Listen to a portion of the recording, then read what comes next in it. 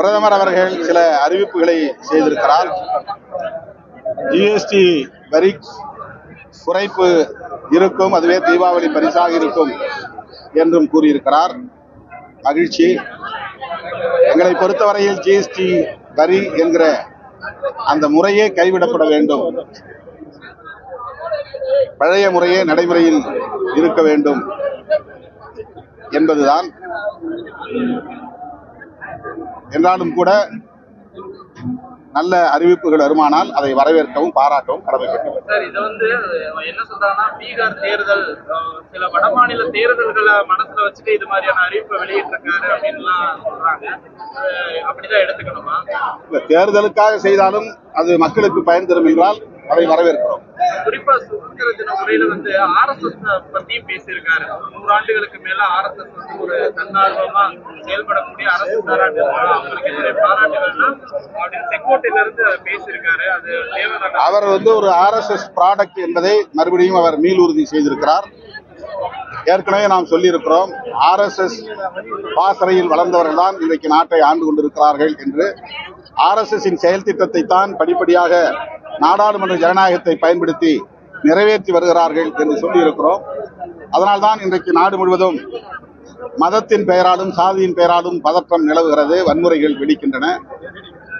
RSSஐ சுதந்திர தின விழாவிலே அவர் பாராட்டி இருப்பது ஏற்புடையதல்ல. அந்த இயக்கம் அரசு சாராத ஒரு தொண்டு நிறுவனம் என்றாலும் கூட அந்த இயக்கம் பலமுறை இந்திய ஒன்றிய அரசால் தடை செய்யப்பட்ட இயக்கம். சிறுபான்மை சமூகத்தினருக்கு எதிராக வெறுப்பு அரசியலை பரப்புகிற இயக்கம். சாதி அடிப்படையிலே இந்துக்களை அணிதிரட்டுகிற ஒரு இயக்கம். இந்து பெரும்பான்மைவாதம் என்கிற பெயரால் மக்களை பிளவுபடுத்துகிற ஒரு இயக்கம். அப்படிப்பட்ட ஒரு இயக்கத்தை 140 கோடி மக்களுக்குமான பிரதமர் சுதந்திர தின விழாவிலே பாராட்டி பேசியிருப்பது ஏற்புடையது அல்ல என்று விடுதலை சிறுத்தைகள் கட்சி சுட்டிக்காட்ட விரும்புகிறது. தூய்மை பணியாளர்கள் பிரச்சனையில் விடுதலை சிறுத்தைகள் கட்சி தொடக்கத்திலிருந்து தூய்மை பணியாளர்களுக்கு ஆதரவாக குரல் கொடுத்திருக்கிறோம். 11 மண்டலங்கள் ஏற்கனவே அதிமுக ஆட்சியில் தனியார் மயப்படுத்தப்பட்டிருப்பதாக தெரிகிறது. மொத்தம் 15 மண்டலங்கள் சென்னை மாநகராட்சியில.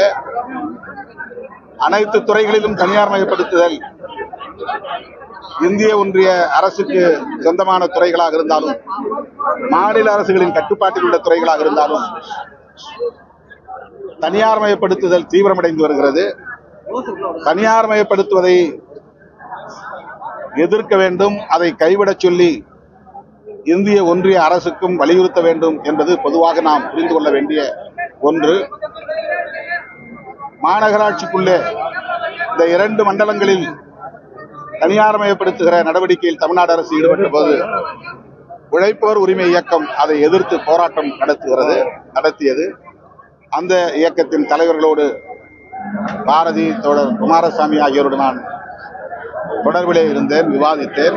அதன் அடிப்படையில் இந்த 2 மண்டலங்களை சார்ந்த தூய்மை பணியாளர்களை மட்டுமாவது NULM என்கிற திட்டத்தின் கீழ் பணியாற்ற அனுமதிக்க வேண்டும், தனியார் மயப்படுத்துவதை கைவிடுவதற்கு உரிய முயற்சிகளை மேற்கொள்ள வேண்டும் என்று வலியுறுத்தினோம். முதல்வரையும் சந்தித்து வலியுறுத்தினோம், அமைச்சரோடும் தொடர்ந்து வலியுறுத்தினோம். அதையும் மீறி உயர்நீதிமன்றம் அனுமதி இல்லாமல் போராட்டம் நடத்தக்கூடாது என்று சொன்னதன் அடிப்படையிலே அவர்களை அங்கிருந்து கைது செய்து அப்புறப்படுத்தியதாக காவல்துறையும் அமைச்சர்களும் கூறினார்கள்.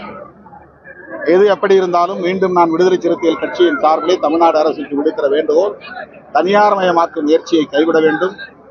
தமிழ்நாடு முழுவதும் மாநகராட்சிகளில், நகராட்சிகளில், பேரூராட்சிகளில், ஏன் ஊரக அமைப்புகளில் பணியாற்றக்கூடிய தூய்மை பணியாளர்கள் அனைவரையுமே அரசு ஊழியர்களாக ஆக்க வேண்டும், அவர்களை தனியார் வசம் ஒப்படைக்க கூடாது என்று விடுதலை சிறுத்தைகள் கட்சி வேண்டுகோள் விடுக்கிறது.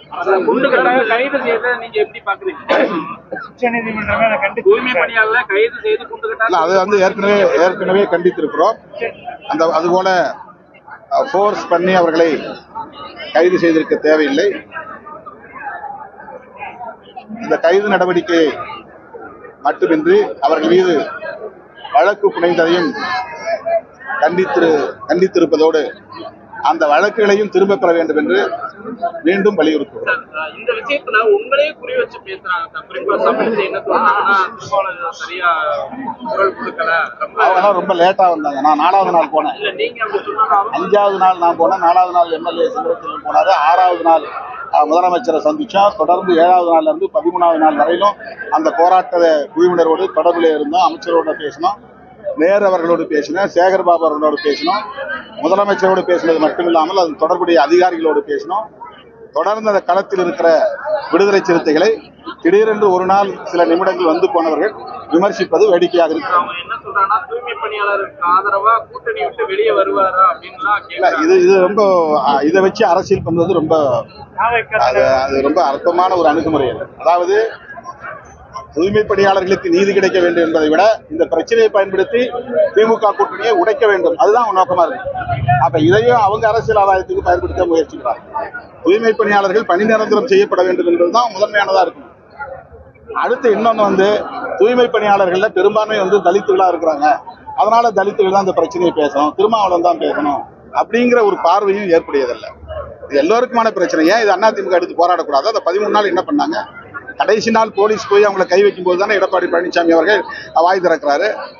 இந்த வாய்ப்பை பயன்படுத்தி 13 நாள்ல தொடர்ந்து அதிமுக அந்த போராட்டத்தை தலையிட்டு இருக்க வேண்டியதானே? ஏன் தலையிடல?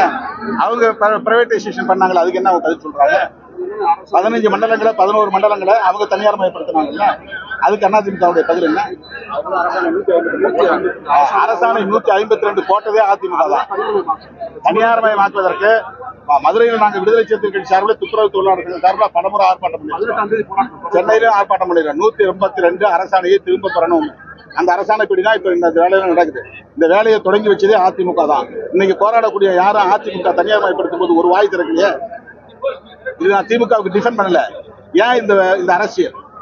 திமுக செஞ்சா எதிர்க்கணும், அதிமுக செஞ்சா வேடிக்கை பார்க்கணுங்கிறது தான் இங்க இருக்கிற அணுகுமுறையா இருக்கு. திமுக கூட்டணியில் இருக்கிறதுனாலே நாங்க இந்த பிரச்சனைகளுக்கு துணை பெறுவோம்னு அர்த்தமா? நாங்க இது பிரச்சனை இருந்துட்டு தானே போய் பேசணும். கூட்டணியில இருந்தாலும் அதை பத்தி நாங்க உறுப்பினிக்காம, அதை பத்தி கவலைப்படாம முதலமைச்சர் போய் நாங்க அழுத்த முடியல.